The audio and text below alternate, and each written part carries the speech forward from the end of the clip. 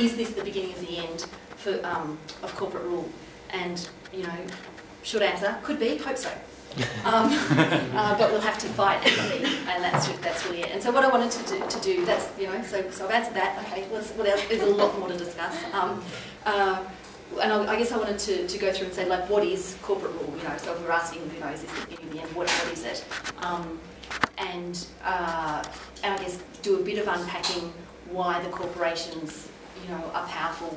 What about the profit motive, and what that means? That, you know, some of the part of the discussion that's starting to happen is about, is it just excessive capitalism? Is it just extreme capitalism that people are opposed to, or is it capitalism itself that's the actual problem?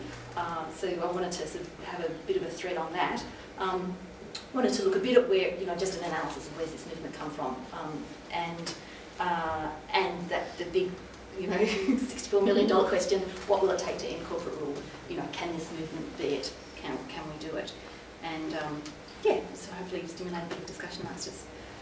So I wanted to look a bit about, you know, what does corporate rule look like, and I guess in summary, one way of looking at it is that it's the growing domination of global and national economies by corporations, and which I would like to, you know, argue is intrinsic. It's a natural outgrowth of capitalism. You know, capitalism's been around for longer than corporations, but the next step of the consolidation and accumulation of wealth has been the formation of corporations, and you know, to sort of lump even more and more capital in smaller and smaller hands, and that the capitalist corporations have you know, have amassed vast wealth and power in their own hands, and you know, to the extent that that now you know, I've pulled out a few stats, and I'll put the website that some of those have come from. You know, in the We Are the 99%. Some people are saying that where that comes from is a report that came out in about 2006. And it was based on 2000 figures. It's gotten worse since then, right? But it's that the richest 1% of the global population owns 40% of the wealth, and what that means is that about 50% of the population in 2000, about 2.8 billion people, were living on less than $2 a day. And the number of people living on even less than that, if you can imagine it, living on even less, you know, like $1 a day, is continuing to grow. So, you know, these vast extremes of wealth, the richest fifth, you know, have 80% of the world's income, and you know, I've just put out these stats. Most people here would know this stuff. That, you know, and I always lose track of, you know, exactly what the percentages are up to now. But you get the general picture. You know, 52 of the largest, sorry, 52 of the 100 largest. I missed that 100 of the 100 largest economies in the world. 52 are corporations, and only 48 are countries. So, and their sales figures are, you know, phenomenal, billions and billions of dollars. And the idea of it being concentrated in the hands of fewer and fewer, bigger and bigger, giant transnational corporations, so that 70% of the world's trade is controlled by only 500 corporations, which, you know, that's not very many. And that means we are many, they are few, you know, and that's, again, where this idea that, you know, the rest of us have a lot to gain by standing up against this system of distribution of wealth. And just bringing it back to Australia, I found this report again. It doesn't come up to 2011, but the trend is continuing. I guess the important bit being that from 1980, you know, this is the share of total income, and looking at the top 1% of Australians, the top 0.5%, the top 0.1%, and they're all trending upwards. And I'm pretty sure I read in the text that the top 1% is increasing even more than, sorry, the top 0.1% is concentrating it even more than the 1%. So within the super rich, there's the super duper rich, and they're doing, you know, even better. And I didn't pull it out. Well, I'm sorry about this, but you know, the most recent figures for the Australia's top, you know, the Business Review Weekly does their top 100 or whatever. For the first time since they started compiling this forever ago, the richest person in Australia has a personal wealth of over $10 billion. That's the first time that's happened. So the increase from 2010 to 2011 in the that top 100, it might have been top 200, but anyway, the top 100 or two, they increased their wealth from last year to this year by 23%. I don't know if anyone else here in this room increased their wealth by 23%, but what's happening is there's a widening gap between the rich and poor, and the biggest winners in that, you know, just to use the economic sense, but the biggest winners in that casino, Gina Reinhardt and various others whose wealth is from mineral extraction. Basically, it's resources that has driven this huge, phenomenal accumulation of wealth in the hands of a very tiny minority. No wonder Gina's family is after her. But if you all cared. And what that means here in WA, everyone knows there's a two-tier economy. You know, like there's those who are doing extremely well to the tune of billions of dollars out of the out of the minerals boom. There are those who work in the industry who don't do badly, although they're not actually getting as much. You know, there's still a widening gap between even workers in the industry. They're not getting the same benefits as the people they're working for and accumulating profit for. But anyway, they can afford more expensive houses than most of us. And then there's this dividing thing where housing's probably the biggest way that that's reflected. This is just a hunch, right? I'm not basing this on anything, but housing's one of the, and there's other stuff where price of living's gone up. But I think a lot of us experience it as the housing crisis, whether it's just various forms of unaffordability, be it in rental or or buying it or being completely homeless. Like it's one of the really big issues. And there's lots of other ways that the inequality plays out. And I'm putting up this slide, which comes from this fantastic book. I want to thank Ian for lending to me. And it's a great book. It's called The Spirit Level, and the subtitle is Why Equality is Better for Us All. And it actually goes through. You really can't see any of that, but there's a line, and what it goes through, what these are. These are the countries, and there are lots of ways of measuring income equality. One of them is the Gini index, and there's all these other ones. They used a whole lot of different ways of measuring the disparity between wealth and poverty, and using all the different measures, they get similar results. And then they've added together a whole lot of indices of social well-being. So it's life expectancy, you can't read this, I don't know, maths and literacy, infant mortality, homicide, imprisonment, teenage births, even things like trust, which you might not think, but a society where there is more inequality, people trust each other less, which when you think about it,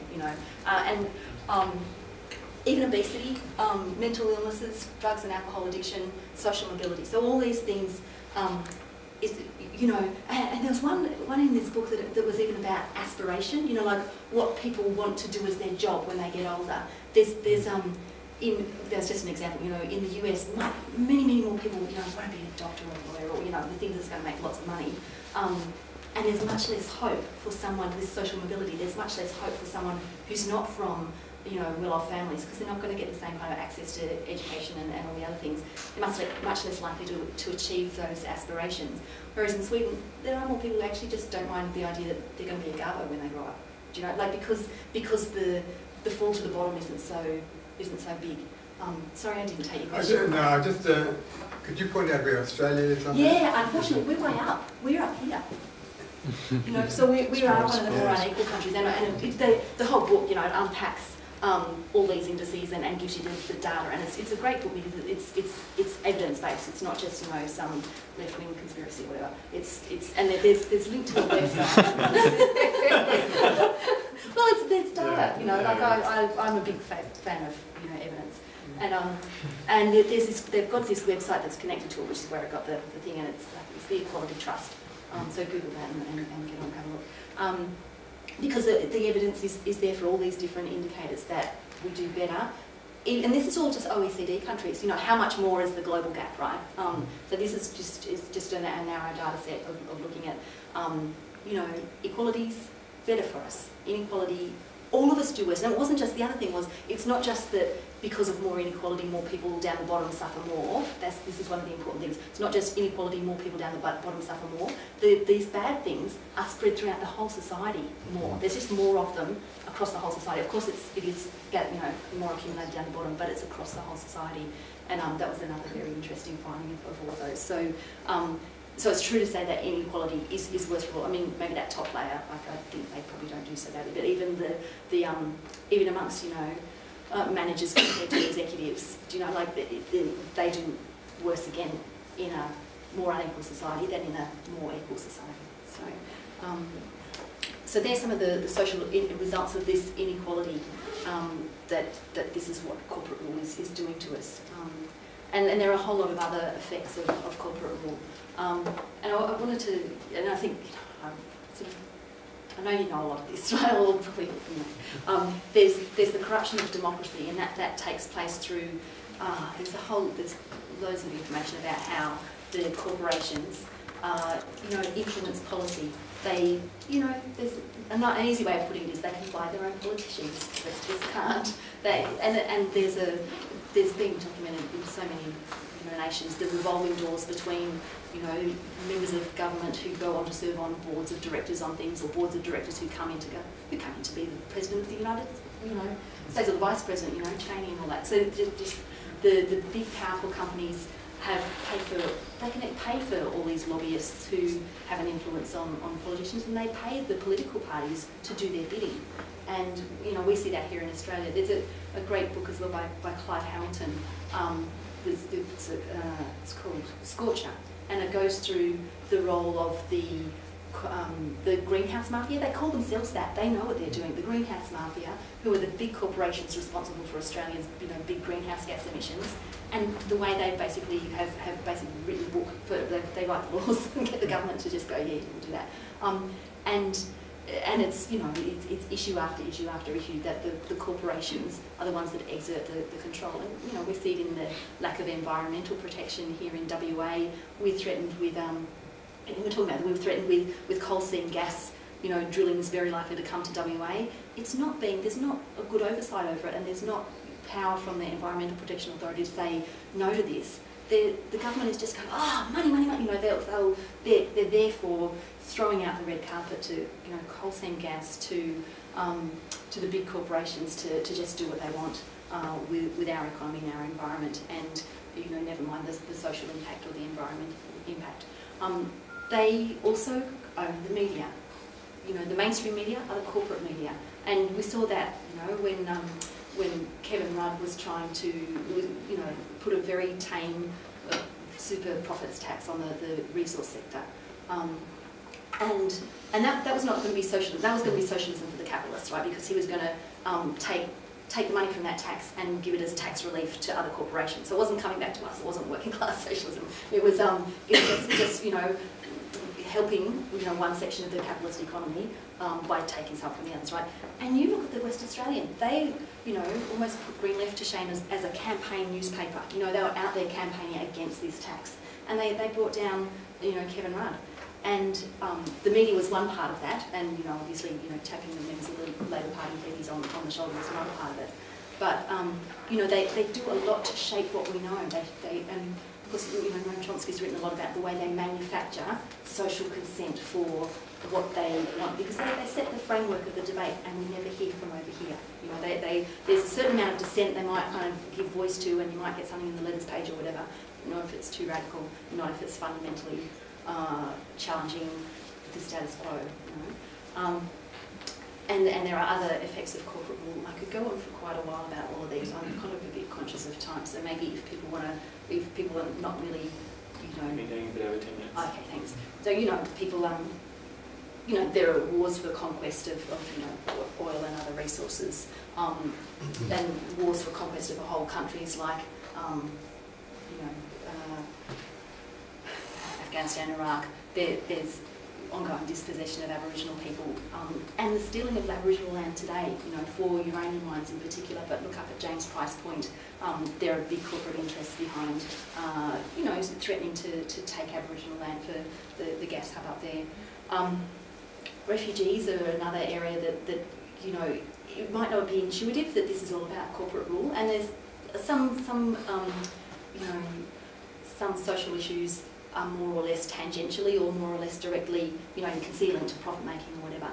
But certainly, there's a lot more to what happens to refugees in Australia than just, suiting the corporations. But in a time when you remember that from 1980 to now, the gap between rich and poor has been getting worse. That's been the period where we've had neoliberal globalisation. And here in Australia, we've been calling it economic rationalism. They've been cutting back on education and healthcare. You don't go to uni for free anymore, used to. They've been cutting back on services, social security, all the things that make for a more equal society and our well-being. And the flip side of that is for them to have scapegoats. So if people are complaining because of minuscule, pathetic, tiny number of very desperate, very hard-off people come to Australia in boats, if they can make us vilify and hate them instead of going, hey, the reason we don't have enough hospital beds and resources for our schools because governments aren't spending money because they've stopped taxing the rich. The corporate tax rate has been declining, and since it was about 48% or something in about the early 80s, and it's 60. Thank you. There you go. It's been declining dramatically, and that's tax money that we don't have for social well-being and the measures that would promote equality. So if we've got dog bludgers to beat, if we've got refugees to beat, boat people, if they've got people who we can vilify and be expected to hate and fear, then it diverts our attention from the real cause of the social inequalities that affect us. Same deal, the status of women. Just in the last decade, the gap between men's and women's wages have been rising again,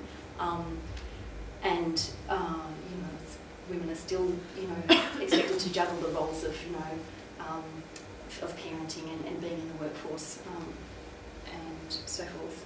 Racism is, I think, very much another way that's linked to what happens to refugees, but it's just another way of our being divided. And I'm not saying that that's all there is to it, and I'm not saying that people who experience racism, it's all just corporate greed or whatever.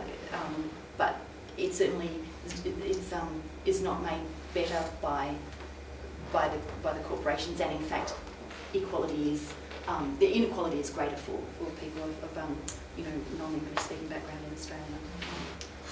The other thing, we could spend a whole night on talking about ecological destruction and the role of the corporations in trashing the planet and, invading our airspace and causing not only global warming, which many people consider the most pressing ecological crisis, but water shortage, marine, close to collapse of marine life, ecological, destruction on a vast scale that is just actually threatening the basis of our existence. And I think the people of Easter Island left behind a very important message to the world. If you destroy the ecological basis for your survival, it's a no-brainer, you don't survive. And we're kind of heading in that direction because of the degree of pollution and waste and so forth. And what it all comes back to is the profit motive in capitalism, that the corporations are completely locked into. They don't have a way of providing us with capitalism without growth. It's the idea of corporate rule with a human face or something. They don't have a choice about competing with one another ruthlessly, and it's not only their ruthless competition with one another. If we think price wars are pretty unpleasant, and the wars that they wage for competing over resources with one another, what they do to us is even more ruthless, we're stuck in the capitalist system, and I would invite people to find out more about capitalism, what it is, how it works. But we are stuck in a capitalist system where there is no alternative for those who have got the money and power but to keep on investing and trying to grow the economy. There's no such thing as capitalism that's not growing. If it's not growing, it's in crisis. And we're stuck in this unwinnable contradiction where economic growth of maybe up to 5% is needed to absorb the unemployment, to keep on increasing jobs. And without economic growth, we're given the option that lots of people suffer, they lose their homes. When there was this recent global economic recession, it's been responsible for all this hardship. You know, people have lost their homes, they've lost their jobs, and are suffering deeply from a crisis, which is not good news, because they just start using the economic crisis as an excuse, and everyone will have heard it. But we can't afford now to protect the environment because of the crisis. So now we can't afford to do anything about climate change. Before they were too busy raping the planet to do anything about climate change. So there's always good reason why they can't, as far as they're concerned.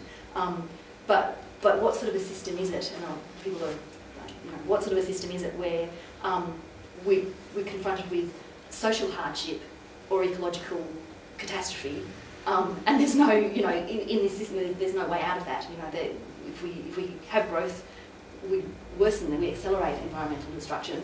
And I'm not saying that when we have, you know, a collapse, you know, an economic collapse, it's not good for the environment. Not only because they try to relax standards, but they're still destroying the planet. It's just the pace of it is, you know, slows marginally. They're still doing it. Sorry, can I just ask a question? So why is it that you can't have capitalism then without growth? I mean, why can't it just sort of sustain? Yes, because now there's this great section in this book I've just been reading, and I'll have a go. Okay, I'll try to do that briefly, and maybe we can come back to it as well.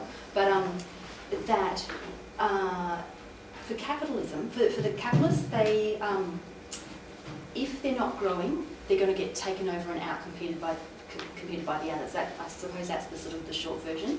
That it's about you know, profit for its own sake, basically, because for the first time in, you know, history, before, if someone had enough stuff, they'd go and take it to the market and they'd sell it, and then they'd buy something that they need, and then they'd have so you'd go to the market with your produce, you'd sell in order to buy something else.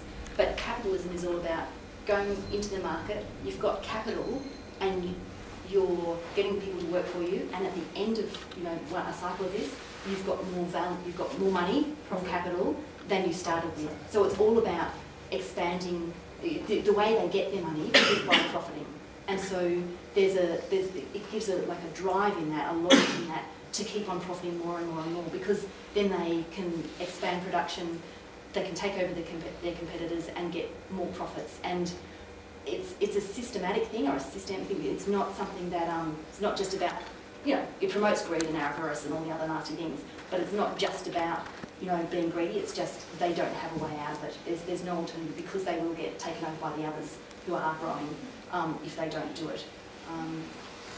So what we're left with is a you know, a class of owners of the key sectors of the economy, like that 500, you know, big corporations that control 70% of world trade. You know, that's one class, and then there's another class who works for them, gets exploited labour, and basically produces the wealth that the others take. And so that's the fundamental, that's the big kind of contradiction that's so unfair. And that's what corporate rule looks like. And almost to ask the question of what is corporate rule tells you where does this movement come from, because of course people aren't going to just put up with this forever. And you know, the history is full of uprisings of people against injustices, be it you know, women struggling for liberation, be it, you know, campaigns against slavery to abolish slavery, be it, you know, peasants rising up against, you know, the injustices of the feudal period and, you know, the lords and so forth. You know, history is full of the, you know, if you learn anything from history, there's struggle, there's class struggle, and there's you know, there's divisions in society, and those who are on the bottom of the pile, even if they haven't got much hope, still fight, and you know, sometimes do win. And we've seen that this year. I think that's what's been so exciting and has, you know, inspired people is, you know, Egypt, many decades of repression and so forth, but people were able to overthrow a dictatorship. Tunisia the same, and across the Middle East, people rising up to try to achieve justice, because it's not only, I mean, they want democracy, but the immediate trigger was the economic crisis. You know, people couldn't afford bread. You know, people being, and the corruption and all that of, you know, police right, you know, getting people to pay them off to be able to just be a street vendor, for goodness sake, and you know, so there's a sort of extra layers of the way the exploitation plays out. But you know, at bottom, you know, what we've heard from you know, over in Wall Street is people are just, you know, it's acute misery for people. So.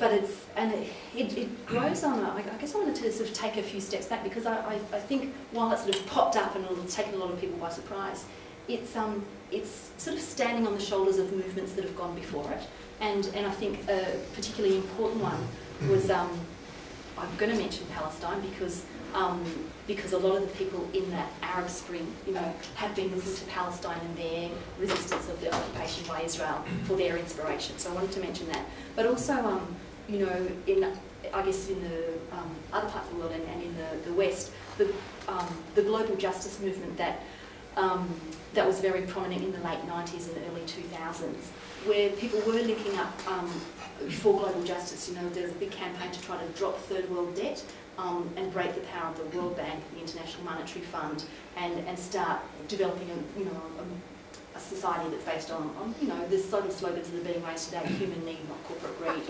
Was that the Nasara stuff? The which, sorry? Was that the Nasara? I don't know anything about that, I'm sorry. But there was in the late 90s, I think it was 99, the Zapatistas from Mexico inspired a lot of people.